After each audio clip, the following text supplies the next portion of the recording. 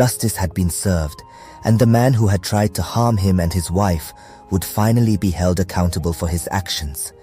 It was a small victory, but a victory nonetheless. The news sent shockwaves.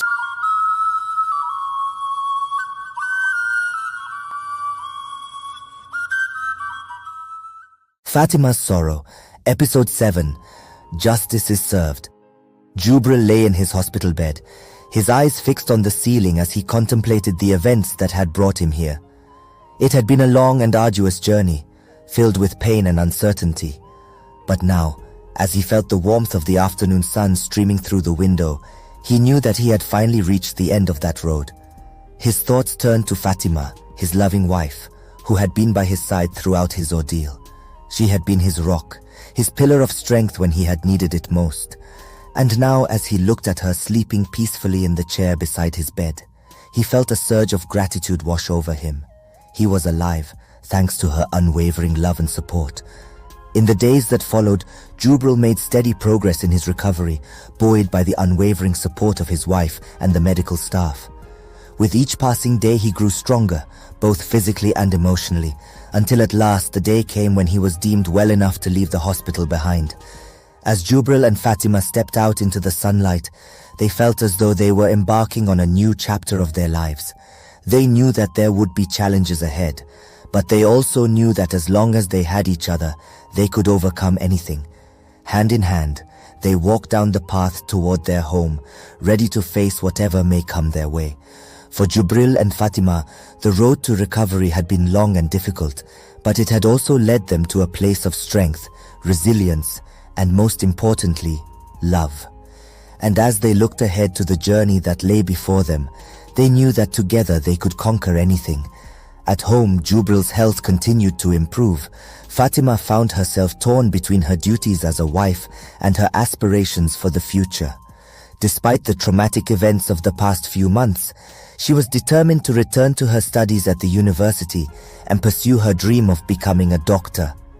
But her decision was met with resistance from both her family and her in-laws, who believed that her place was by Jubril's side, caring for him in his time of need. "I don't understand why you're so determined to continue your university education. Your place is at your husband's side," Mrs. Danjuma, Jubril's mother, said, her voice tinged with frustration. "Your husband needs you now more than ever. How can you even think of abandoning him at a time like this?" Fatimah sighed as she listened to Mrs. Danjuma's words, her heart heavy with guilt. She knew that Mrs. Danjuma only wanted what was best for her, but she couldn't ignore the burning desire within her to pursue her dream of becoming a doctor. Despite the familial pressure weighing heavily on her shoulders, Fatimah couldn't shake the relentless pull of her ambitions. She understood the gravity of Jubril's condition and the importance of being there for him, but her dreams danced just out of reach, tantalizing her with their promise of a brighter future. As days turned into weeks, Fatimah found herself caught in a whirlwind of conflicting emotions. She spent her days tending to Jubril's needs, her nights haunted by the specter of her forsaken dreams. Each passing moment only served to deepen the chasm between her duty as a wife and her yearning for independence. Meanwhile, Jubril, though grateful for his wife's unwavering support, sensed the turmoil raging within her. He saw the longing in her eyes whenever she spoke of her studies, the fire that burned within her to make a difference in the world. And though he cherished her presence by his side, he couldn't bear to see her sacrifice her dreams for his sake. One fateful evening, as the sun dipped below the horizon and the world was cast in the muted hues of twilight, Jubril beckoned Fatimah to his side. With a solemn expression, he took her hands in his, the weight of his words hanging heavy in the air.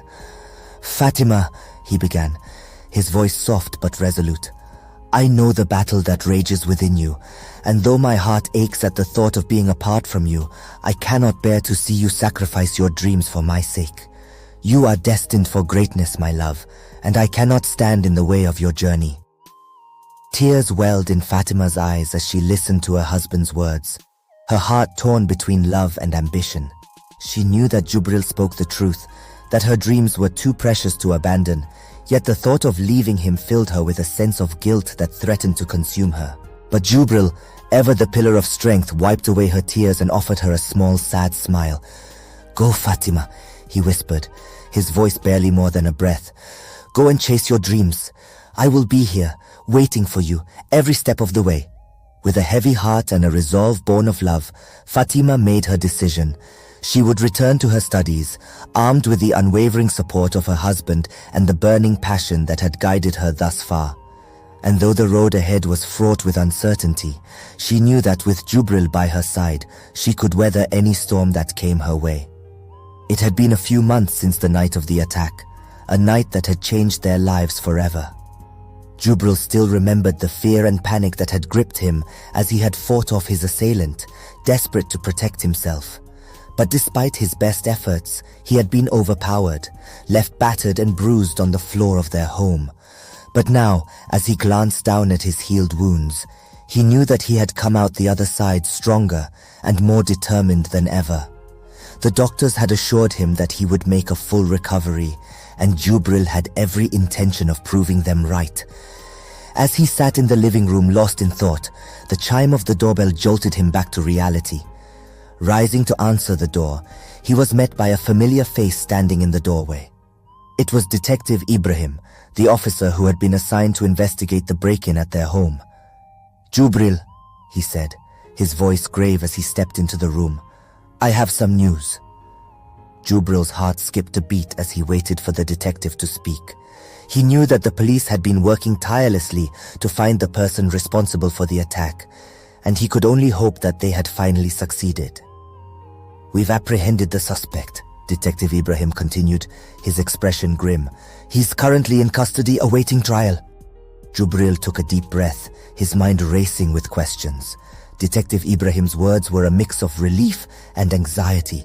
Finally, they had caught the person who had turned his life upside down. But now he needed to know why. Who is he? Why did he do it?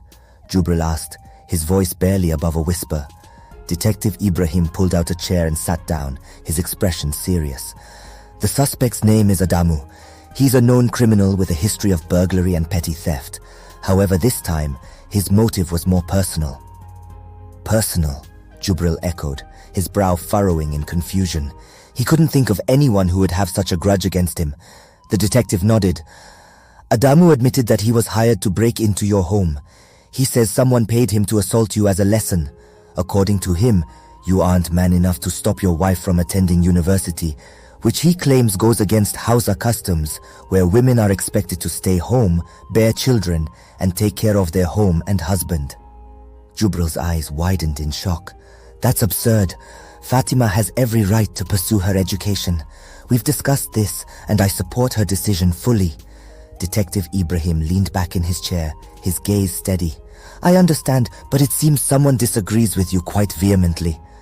Jubril's mind raced. Who could possibly harbor such animosity toward them? They were a quiet couple, mostly keeping to themselves. His thoughts were interrupted by the detective's next question. Do you know anyone who would want to harm you or your wife? Jubril shook his head slowly. No, not really. We don't have enemies. At least none that I know of.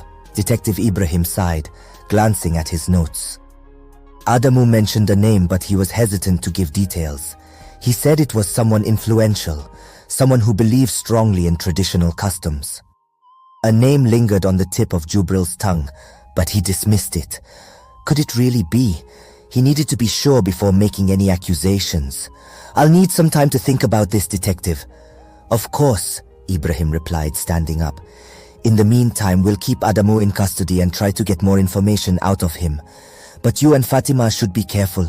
This person is dangerous. As the detective left, Jubril felt a knot tighten in his stomach.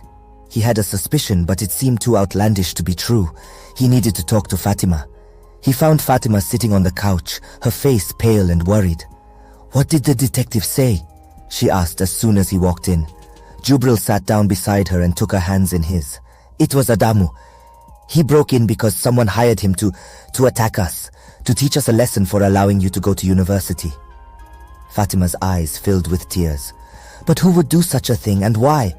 Jubril hesitated. Adamu mentioned that it was someone who believed strongly in traditional customs, someone influential.